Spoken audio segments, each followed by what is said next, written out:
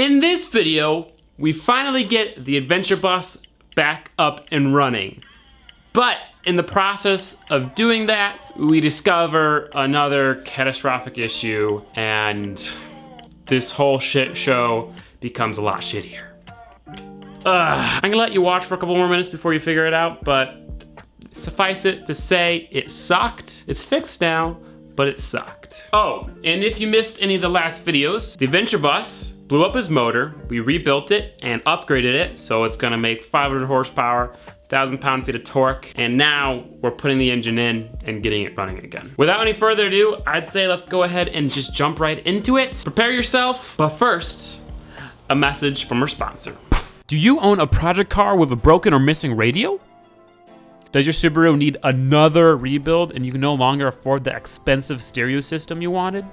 Well then, I have the product for you. Introducing the Kove Commuter, which is an awesome Bluetooth speaker. You guys have heard me talk about this bad boy a couple of times. It has numerous really awesome features. A 4,000 milliamp battery, which on a single charge will give you up to 8 hours of battery life. A touchscreen face that allows you to switch songs, and a little spinny thing that allows you to change the volume. It has 2 equalizer modes, indoor and outdoor, that allow the speaker just to sound great no matter where you are. Speaking of which, it has a subwoofer. And in case you still live in the dark ages, it does actually have an aux port. It's really, really awesome. I really recommend it. The really cool thing is that you guys can get not 10% off, but 65% off this speaker using code Caleb65. It's no longer Gingium 65. Huge thanks to Kove for sponsoring this video. Let's get this bus back up and running.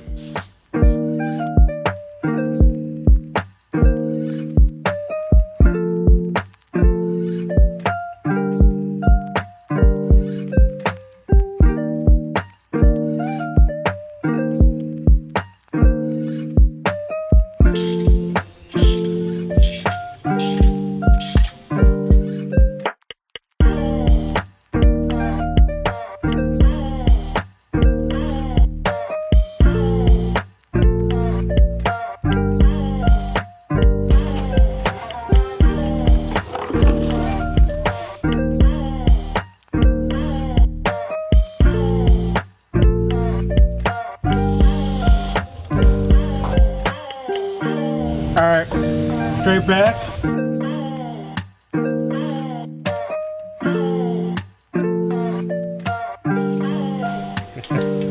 Oh wow. Suspension sags so much.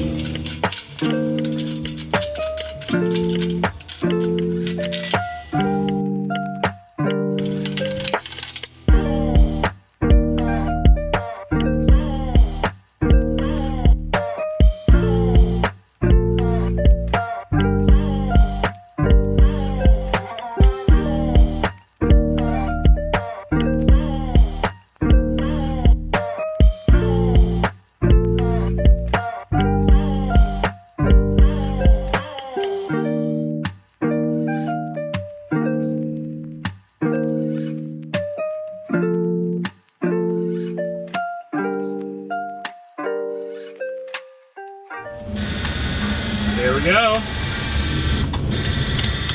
It's alive.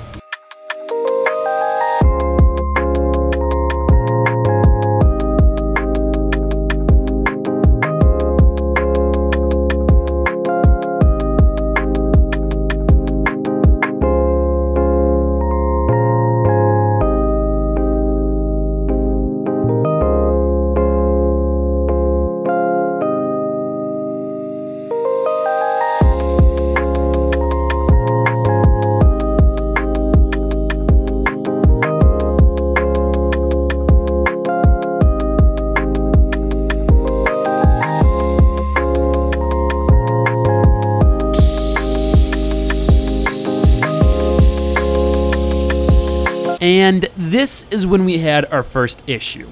It wouldn't crank.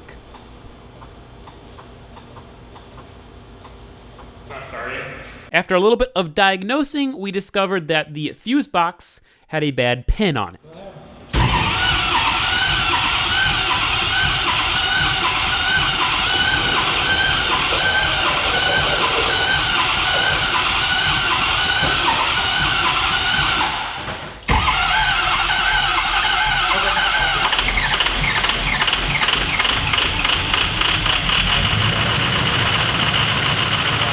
But that's when the problems got worse. We didn't turn it off right there. It just died.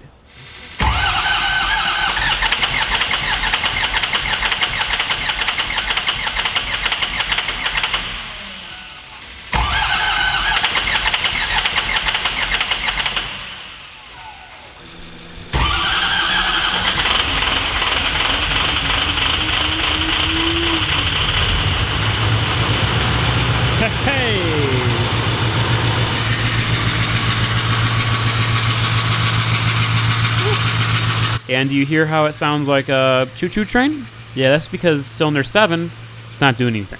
It's misfiring. We went ahead and tested all the simple things, fuel pressure.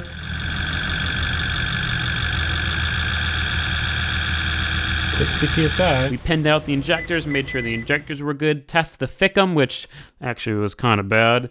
We had to get a new one of those. Checked oil pressure. We let it idle for a little bit, hoping it would clear up. Nothing. So, once we tested all those things and ruled out all those possibilities, we knew that it was something a little bit bigger. We knew that it was something mechanical with the engine. Truckworks realized that the valve was stuck open. No matter where the engine was in its timing, the valve was always open. The valve went up and down, but it never closed fully. Pretty much how a pushrod engine works, there's the camshaft, which has the lobes. Those lobes push up and down on the lifters.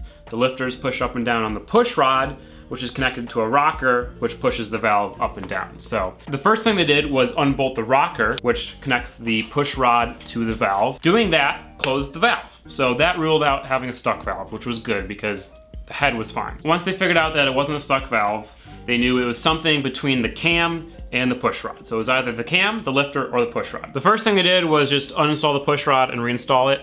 Sometimes the push rod doesn't seat quite properly. That wasn't it, that didn't fix it. They uninstalled the push rod, put a different 6.0 push rod in there, thinking that maybe the current push rod was bent. That wasn't it, that didn't fix anything. They uninstalled the push rod, put a 6.4 liter push rod, which is like slightly shorter. That still didn't fix it. The valve was still stuck open. After they did that, they realized that it was either the lifter or the cam. The problem with that is that both the lifter and the cam are deep in the engine, and they require the head to be removed. In order to remove the head on a van chassis, the engine has to be pulled out. So after all this, after pulling out the engine, rebuilding it, upgrading it, putting it back in, it has to come out again. That was the catastrophe. That is the thing that sucked. So I stopped filming. Truckworks pulled out the engine. They tore it apart. It turned out that KC accidentally sent us the wrong camshaft. It was a 6.0 camshaft, but it was not the right brand. It wasn't what I purchased. Once we discovered that it wasn't a Colt cam and it was a different brand, we decided just to prevent any problems from happening, just put a stock cam in there. Cool thing about Ford parts is Ford will cover labor. So if in the future, a year from now, the camshaft goes bad, Ford will pay for Truckworks to replace the camshaft and for the new camshaft. Now, obviously, this sucked for me because I had to pay Truckworks to pull the engine out, tear it back down. Keep in mind, in order to take the camshaft out, the heads had to come back out, the crank had to come back out, all of this stuff had to come out. And not only is that a bunch of labor, but that's a bunch of parts too. The head gaskets, you can't reuse them. So I had to get new head gaskets, I had to get some new seals, and all of this fell onto me. I obviously am a little frustrated at KC because they sent me the wrong parts. We're trying to work something out. Hopefully they're cool. Hopefully they will, pick up responsibility and figure something out. I don't really know what's gonna happen. Thankfully, as you will see in a second, the bus is done, so the stressful part is over with. Once we figured out that the engine was catastrophically broken, and it had to come out and be torn apart, and then we discovered it was a bad cam, and then now I'm trying to work something out with KC, and like, these past 2 weeks have been so freaking stressful, and it was really sucked. And then Truckworks put the engine back in, and they got it running. So let's cut to that footage.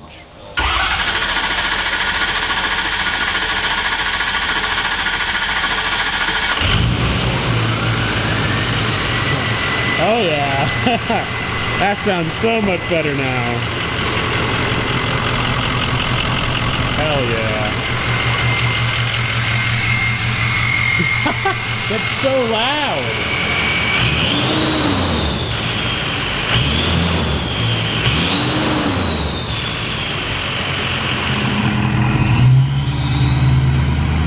Oh my gosh.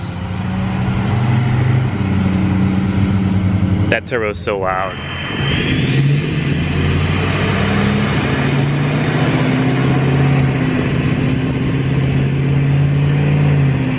This is what you've done to me, Adventure Bus.